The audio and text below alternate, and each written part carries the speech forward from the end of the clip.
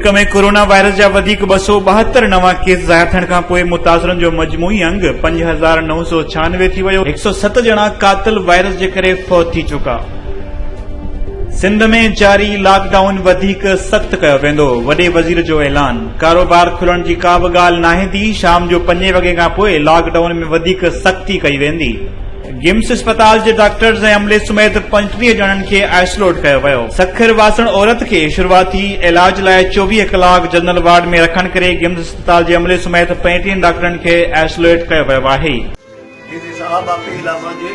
मिस्किन माखे मिलियो न आहे त ज़िमीदारनि खे मिलियो आहे, उहे वॾेरा पंहिंजे मन पंसर माण्हुनि खे ॾियनि था। सो कमाल ख़ान तोखे अपील आहे, मुंहिंजी मूंखे फंड मिले, मां माज़ूर आहियां पेरनि खां।